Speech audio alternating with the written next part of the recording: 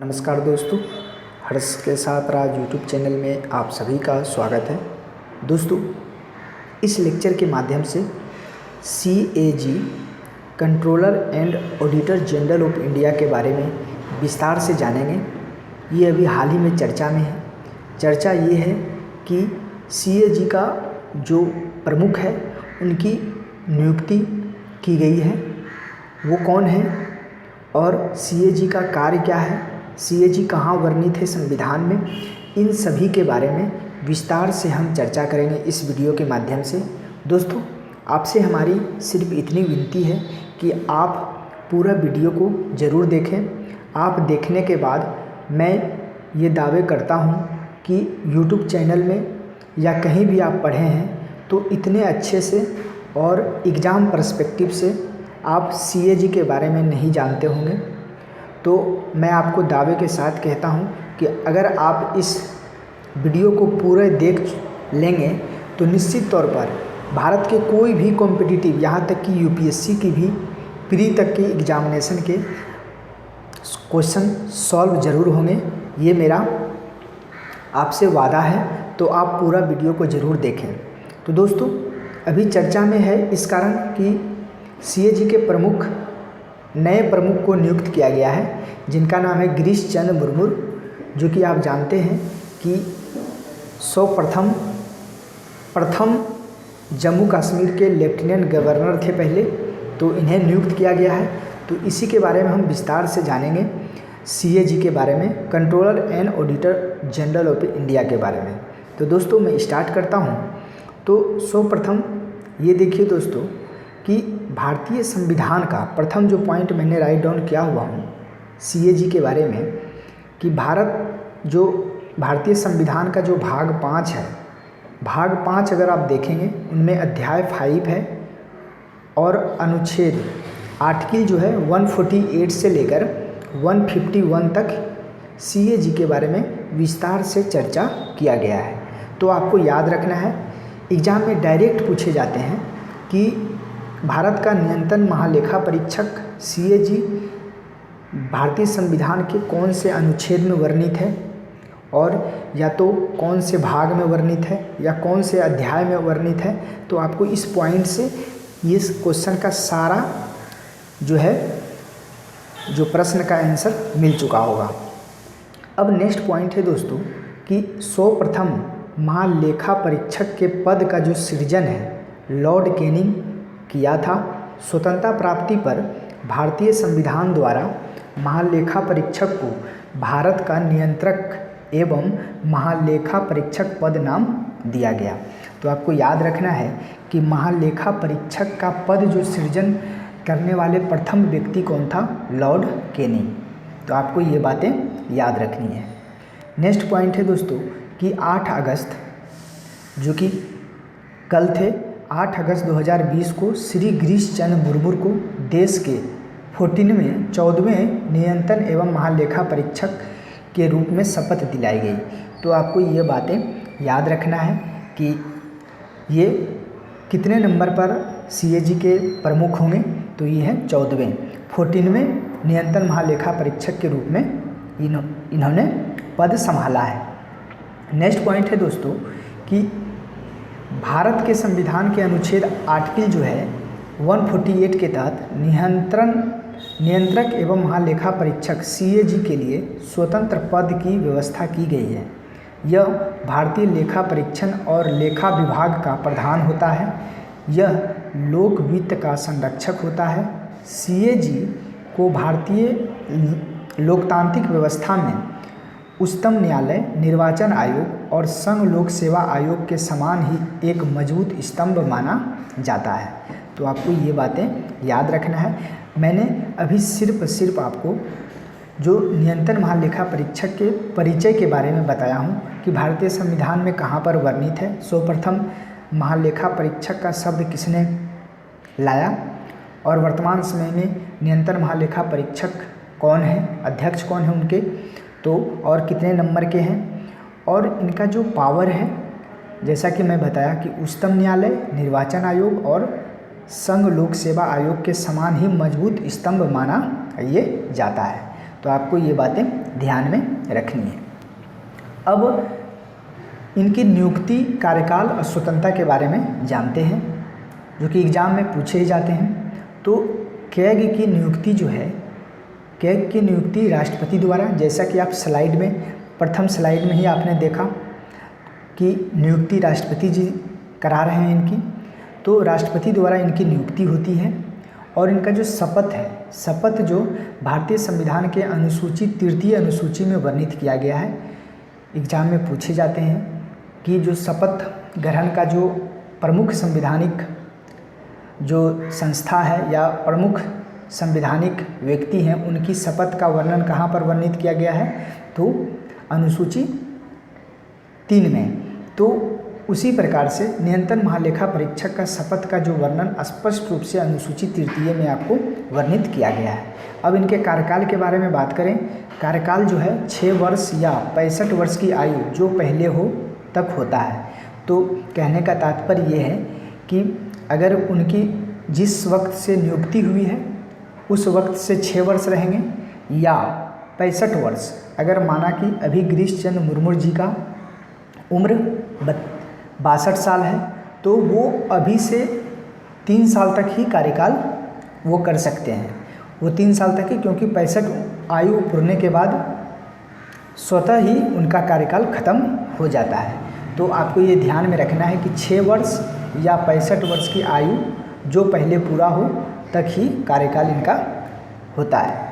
अब जो कैग का जो भारतीय संविधान में जो आर्टिकल 148 से लेकर 151 तक जो वर्णित किया गया है, इनकी स्वतंत्रता के बारे में जानते हैं। ये संवैधानिक संस्था है। तो स्वतंत्रता के बारे में प्रथम पॉइंट मैंने राइट डाउन किया हुआ हूँ कि कैग को कार्यकाल की सुरक्षा प्रदान की गई है। इन्हें उसी नीति से हटाया जा सकता है जो उच्चतम न्यायालय के न्यायाधीशों के लिए निर्धारित की गई है। इस प्रकार कैग को सिद्ध कदाचार या अक्षमता के आधार पर राष्ट्रपति द्वारा संसद के दोनों सदनों के विशेष बहुमत से पारित संकल्प के आधार पर ही हटाया जा सकता है। तो आपको याद रखना है कि एग्ज़ाम में इस प्रकार से प्रश्न रहते हैं कि कैग को डायरेक्ट किस प्रकार से हटाया जाता है, तो आपके ऑप्शन में रहेंगे। तो आपको ध्यान में रखना है कि इन्हें उच्चतम न्यायालय के न्यायाधीश के द्वारा जिस प्रकार से न्यायाधीश को हटाया जाता है उसी प्रकार से इनको भी हटाया जाता है, कैग को भी। और राष्ट्रपति द्वारा जो संसद के दोनों सदनों में विशेष बहुमत से पारित संकल्पना के आधार पर ही इसे हटाया जा सकता है। एक बात आपको ध्यान में रखना है कि अगर कैग के अध्यक्ष गिरीश चंद्र मुर्मू जी अगर चाहते हैं कि मैं अभी ही पद छोड़ूंगा, तो वो राष्ट्रपति को अपना पद का जो है त्यागने का पत्र देकर वो पद त्याग सकते हैं। इसमें कहीं भी कोई रुकावट नहीं होगी। लेकिन अगर हटाने की बात होगी तो इस प्रक्रिया का नियम का पालन किया जाएगा। नेक्स्ट है दोस्तों, जो स्वतंत्रता की सेकेंड पॉइंट है कि कैग का वेतन और अन्य सेवा शर्तें संसद द्वारा निर्धारित होती है तथा नियुक्ति के पश्चात इसमें कोई अलाभकारी परिवर्तन नहीं किया जाता है। संचित निधि से इनका भी जो है कि पेमेंट किया जाता है कैग के अध्यक्ष को। नेक्स्ट है दोस्तों, इसकी स्वतंत्रता के बारे में, अपना पद छोड़ने के बाद वह भारत सरकार या राज्य सरकार के अधीन किसी और पद के पात्र नहीं होगा। तो यहाँ स्पष्ट रूप से वर्णित किया गया है।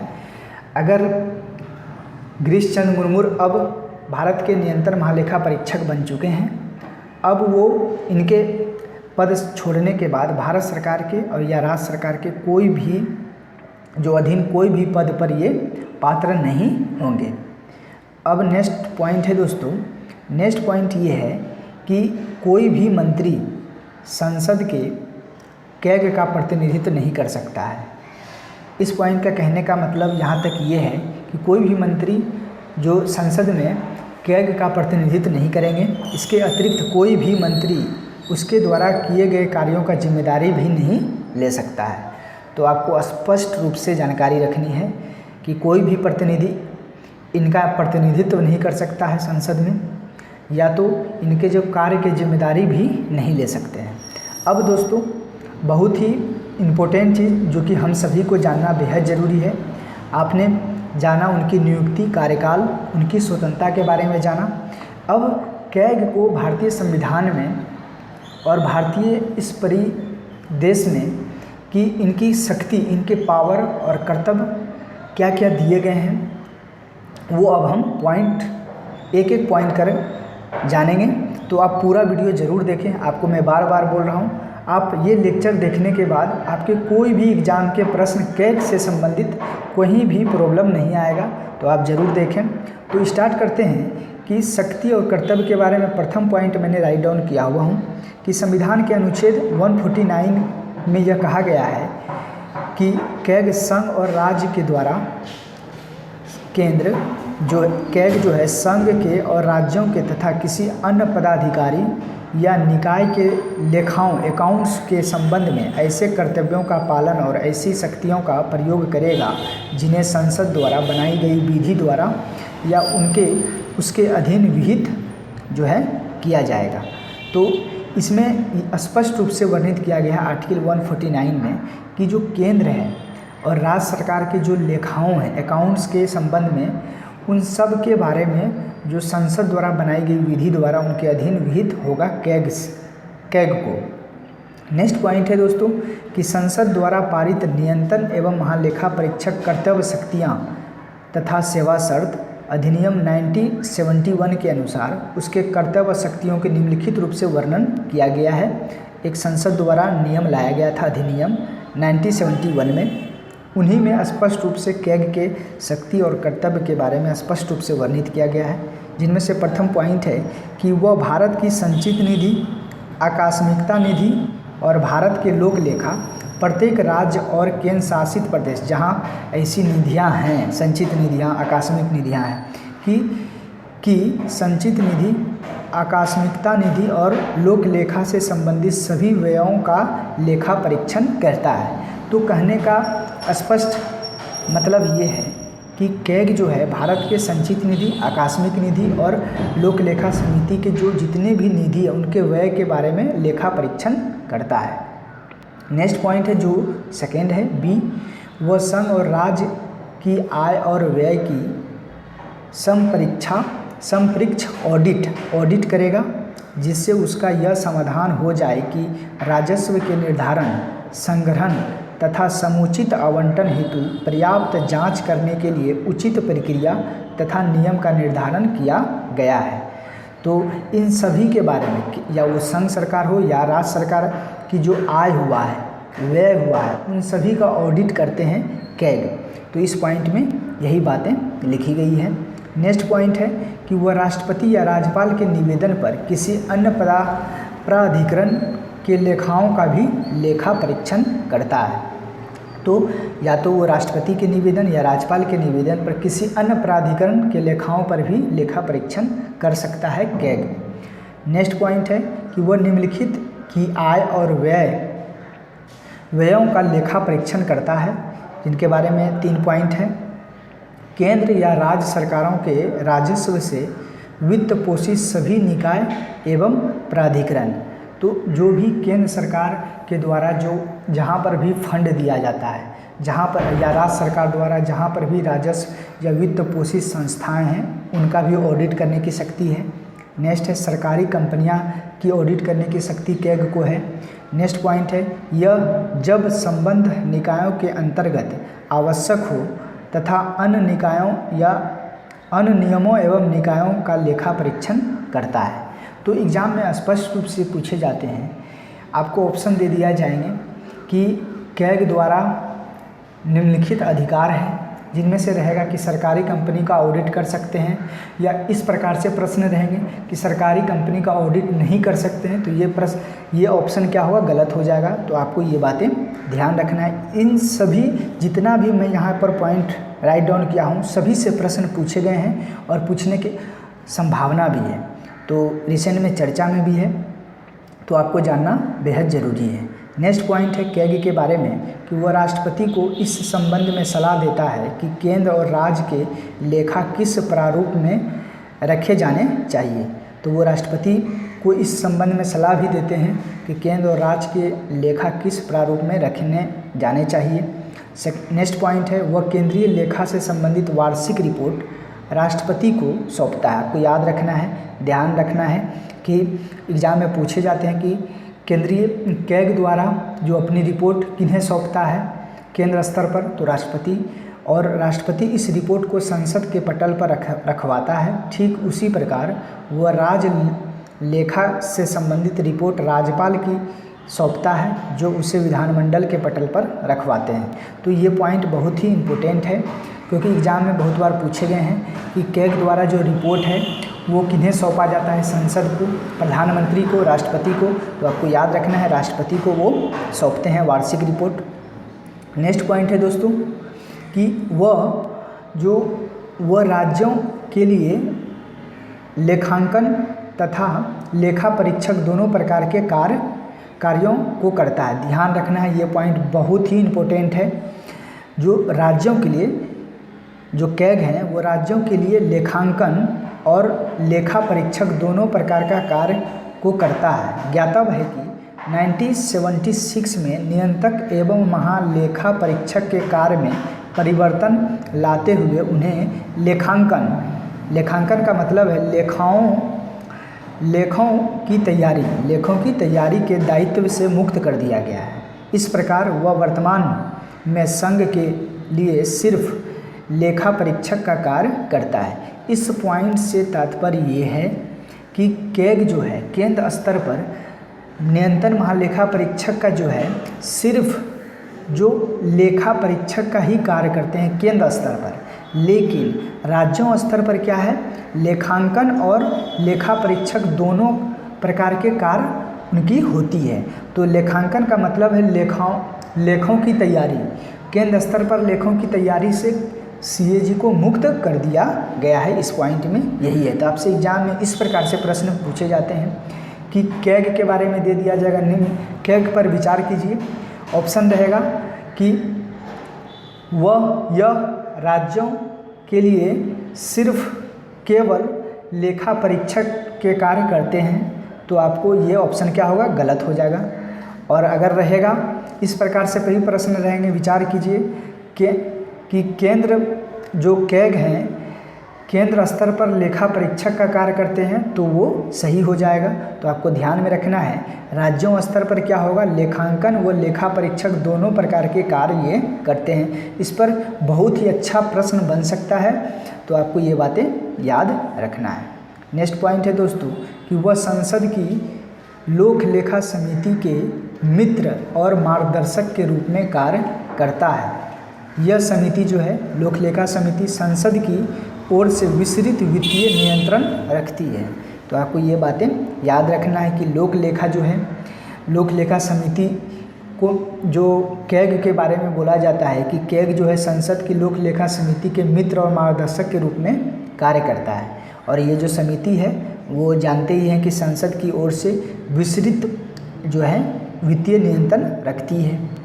नेक्स्ट है दोस्तों कि कैग राष्ट्रपति को 3 लेखा परीक्षक प्रतिवेदन प्रस्तुत करता है। तो जैसा कि मैं आपको बताया कि केंद्र स्तर पर कैग का जो कार्य होता है सिर्फ लेखा परीक्षा का ही कार्य होता है। तो इनके द्वारा जो प्रतिवेदन है 3 प्रकार के प्रतिवेदन प्रस्तुत राष्ट्रपति को ये करते हैं। प्रथम है विनियोग लेखाओं पर परीक्षण रिपोर्ट, नेक्स्ट है वित्तीय लेखाओं पर लेखा परीक्षण रिपोर्ट, नेक्स्ट है सरकारी उपक्रमों पर लेखा परीक्षण रिपोर्ट। तो आपको ये बातें याद रखना है। राष्ट्रपति इन प्रतिवेदनों को संसद के दोनों सदनों के सभा पटल पर रखता है। इसके उपरांत लोक लेखा समिति प्रथम 2 ये दोनों विनियोग लेखा पर परीक्षण रिपोर्ट और वित्तीय लेखाओं पर लेखा परीक्षण रिपोर्ट प्रतिवेदन की जांच करती है। कौन करता है, तो ये लोक लेखा समिति द्वारा की जाती है। लेकिन जो सार्वजनिक स्तर पर है, सार्वजनिक क्षेत्र के उपक्रमों पर प्रस्तुत रिपोर्ट को सार्वजनिक उपक्रम संबंधी समिति के पास भेज दिया जाता है। जांच के बाद लोक लेखा समिति जांच के निष्कर्षों से संसद को अवगत कराती है। तो आपको ये बातें याद रखना है कि कैग द्वारा राष्ट्रपति को कौन कौन से रिपोर्ट प्रस्तुत किए जाते हैं। मुख्य रूप से 3 रिपोर्ट हैं, तो आपको ये बातें ध्यान में रखना है। नेक्स्ट है दोस्तों, नेक्स्ट पॉइंट है, मैं फिर से ये दोबारा राइट डाउन हो चुका है, तो आपको ध्यान में रखना है कि कैग को लोक लेखा समिति पब्लिक अकाउंट कमेटी का जो मित्र और मार्गदर्शक कहा जाता है, क्योंकि एग्जाम में पूछे गए हैं तो आपको ये पॉइंट याद रखने हैं। एक पॉइंट और है, अभी जैसा कि मैं शुरू में स्टार्टिंग में आपको बताया कि वर्तमान समय में जो गिरीश चंद्र मुर्मू जी का जो ओथिंग सेरेमनी हुआ है और ये 14वें नियंत्रण महालेखा परीक्षक हैं। तो लेकिन अगर आपसे पूछ दिया जाता है कि प्रथम नियंत्रण महालेखा भारत का कौन था, कैग कौन था, तो वो वी नरहरि राव, जो कि इनका कार्यकाल रहा था 1948 से 54 तक। तो आपको ये बातें याद रखना है कि वी नरहरि राव भारत के प्रथम नियंत्रक एवं महालेखा परीक्षक थे। तो ये बातें आपको ध्यान में रखनी है। अब देखते हैं नेक्स्ट पॉइंट क्या है कि भारत का कैग केवल महालेखा परीक्षक की भूमिका निभाता है, नियंत्रण महालेखा की नहीं। अर्थात भारत में कैग पैसा खर्च होने के बाद खातों का लेखा जोखा करता है। देखिए, इस पॉइंट का कहने का मतलब ये है कि हम सभी controller and auditor general of India बोलते हैं, लेकिन अगर मूल रूप से देखें तो कंट्रोलर तो नहीं है। कैग जो कंट्रोलर है कहाँ, जब पैसा खर्च हो जाती है तब इनके द्वारा खाताओं का लेखा जोखा किया जाता है, नियंत्रण नहीं है। तो इसके बारे में ये बातें है, नाम से तो नियंत्रण एवं महालेखा परीक्षक है, लेकिन कैग जो है इसके बारे में कहा जाता है, मैं ये कॉन्सेप्चुअल पॉइंट आपको डाला हूँ तो आपको ध्यान में रखना है कि नियंत्रण महालेखा परीक्षक नाम से नियंत्रक है, लेकिन अपने व्यवहारिक या कार्यस्थल पर इसका नियंत्रक नहीं है, सिर्फ ये परीक्षक है। कोई भी खर्च होने के बाद ही लेखा जोखा ये करते हैं। नेक्स्ट पॉइंट है, कैग संसद का सदस्य नहीं होता। ये बहुत ही इंपॉर्टेंट पॉइंट है, आपको ध्यान में रखना है। कैग संसद का सदस्य नहीं होता है, कैग संसद का एजेंट है, एजेंट आपको ध्यान रखना है, तथा संसद की ओर से ही व्यय मदों का लेखा परीक्षक करता है, इसलिए वह केवल संसद के प्रति जिम्मेदार है। दोस्तों, इस पर प्रश्न अगर आएंगे तो बहुत अच्छा प्रश्न होगा। प्रश्न इस प्रकार से पूछे जाएंगे कि भारत के नियंत्रण महालेखा परीक्षक किसके प्रति जिम्मेदार है, तो ऑप्शन दिए जाएंगे राष्ट्रपति, प्रधानमंत्री, सांसद, इनमें से कोई नहीं। तो आपको तो ध्यान में ये बातें आएगी कि इनकी नियुक्ति राष्ट्रपति द्वारा होती है, तो वो जिम्मेदार भी उसी के प्रति होंगे, लेकिन नहीं, केवल और केवल संसद के प्रति ये जिम्मेदार हैं। तो आपको ये बातें याद रखना है, कैग जो है संसद के प्रति जिम्मेदार हैं। नेक्स्ट पॉइंट है दोस्तों, कैग का पदों का जो पदानुक्रमण है, प्रोटोकॉल है, जैसा कि मैं आपको, आप मेरे प्लेलिस्ट में जाएंगे तो मैं पदों का पदानुक्रमण के बारे में बताया हूँ। प्रमुख पहले राष्ट्रपति, उपराष्ट्रपति, प्रधानमंत्री, गृहमंत्री। उसी प्रकार में कैग का जो पदों का पदानुक्रमण संख्या है 9A है, जो कि मुख्य निर्वाचन आयुक्त के बराबर है। तो आपको याद रखना है 9A में मुख्य निर्वाचन आयुक्त भी हैं और साथ ही साथ नियंत्रण महालेखा परीक्षक भी हैं। और 9 की बात करें तो 9 में सर्वोच्च न्यायालय के न्यायाधीश हैं, मुख्य न्यायाधीश नहीं, न्यायाधीश हैं। तो आपको ये बातें ध्यान में रखनी है। अब कैग से संबंधित जो लास्ट पॉइंट मैंने राइट डाउन किया हूँ, कैग से संबंधित एक बार सरसरी निगाहों पर देख लेते हैं कि आर्टिकल जो है 148 से लेकर 151 तक, उनमें क्या क्या लिखा गया है। तो 148 में, जैसा कि मैं पहले भी बता चुका हूँ, भारत का नियंत्रण महालेखा परीक्षा के बारे में दिया गया है। 149 में नियंत्रण महालेखा परीक्षक के कर्तव्य और शक्ति के बारे में दिया गया है। 150 में संघ राज्यों के लेखाओं का प्रारूप के बारे में दिया गया है। और लास्ट जो है 151 में समपरीक्षा प्रतिवेदन, जो कि राष्ट्रपति को प्रतिवर्ष कैग द्वारा प्रस्तुत किया जाता है। तो कैग द्वारा राष्ट्रपति को प्रस्तुत करते हैं अपनी रिपोर्ट, तो 151 में दिया गया है। तो एग्जाम में स्पष्ट आपसे पूछे जा सकते हैं कि कैग द्वारा प्रतिवर्ष राष्ट्रपति को कौन से कार्य अपने रिपोर्ट सौंपते हैं, कौन से आर्टिकल में, तो 151 है। तो दोस्तों, इस लेक्चर में आपने जाना कैग के बारे में, स्पष्ट रूप से जाना कि कैग का मूल शब्द कहाँ से आया, किसने सबसे सर्वप्रथम लाया, और अभी कैग के अध्यक्ष कौन नियुक्त किए गए हैं, इनकी नियुक्ति कैसे होती है, कार्यकाल क्या है, इन सभी के बारे में आपने स्पष्ट रूप से जाना। आपको निश्चित रूप से अब आप कोई भी एग्जामिनेशन का क्वेश्चन पेपर उठाकर देखें, अगर इस लेक्चर से आपको फ़ायदा ज़रूर मिलेगा तो आप मेरे चैनल हर्ष के साथ राज से जुड़ें, साथ ही लाइक ज़रूर करें। आपके लाइक से ही मैं मोटिवेट होता हूँ अच्छे अच्छे वीडियो लाने के लिए, तो आप ज़रूर लाइक करें, साथ ही अपने दोस्तों को शेयर ज़रूर करें। और मैं बता दूं कि ये जो कैग के बारे में है, या तो वो यूजीसी नेट हो या तो कोई भी एग्ज़ाम हो, इन सभी में इनका वर्णित किया गया है। तो अभी चर्चा में भी है तो मैं इनके बारे में बता दिया। तो आप ज़रूर हमारे साथ रहें और अच्छे से पढ़ाई करें। थैंक यू, धन्यवाद।